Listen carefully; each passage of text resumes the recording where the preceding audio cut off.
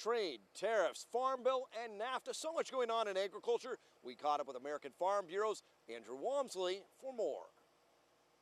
It's been a crazy couple years, and this weekend really was no different. You know, we got towards the end of last week, there was a tentative agreement announced on a farm bill, which we're very excited about.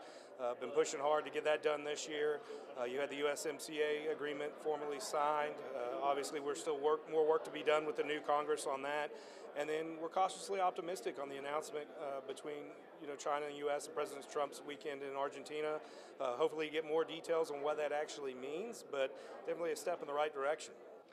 I'm certain that your position would be free trade is good. We produce more than we can consume. Most of our customers are outside our borders, and we got to have access to those markets, don't we? That's right. About 96% of the world's population is outside the U.S., so there's a lot of mouths out there, a lot of opportunities, a lot of opportunity for us to be leaders in those markets, developing markets, traditional markets that we need to be involved with. And so moving forward on good trade agreements that are fair but free, is a good opportunity for American agriculture. How would you characterize working with this administration, trying to get that message and from the farm perspective to get that message through? Well, we've always had a seat at the table with this administration, which we've always been thankful for. I know there's been frustrations. Things in the farm country aren't looking too good. The farm economy's down. But the majority of our members are in the feeling that we're good. We agree with the president. We're going to like the destination. Unfortunately, we're getting pretty sore in the saddle getting there. So hopefully we're a little bit closer. We've seen NAFTA, seeing progress on China. I think there's still a little bit of patience out there to let the president make the deals and get us to a better spot. At some point, though, it's hard to be patient when we look at reports, and at least here in the Midwest, we've got bankruptcies on the farm, and guys are starting to make those financial decisions for next year and talking to the banker about getting a line of credit, and some tough conversations. And we know that there are economic realities that these decisions in Washington have on farmers and ranchers in a state like this. Absolutely, and that's why we need to hopefully get to a good spot when it comes to trade.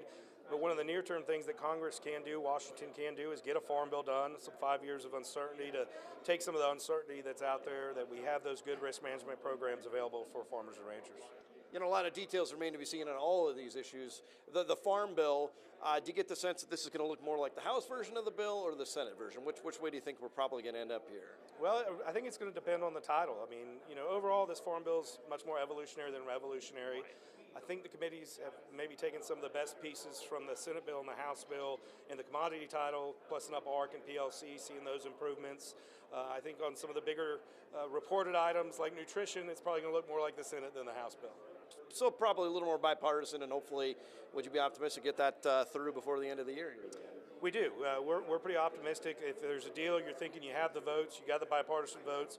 We've got support from leadership. Leader McConnell with the hemp provisions in the Senate bill has all but I can guarantee you those provisions are in there because we want to have the Senate floor time. So we should be able to move pretty quickly. The House, hopefully we have the votes move, and then the Senate take up the bill quickly thereafter.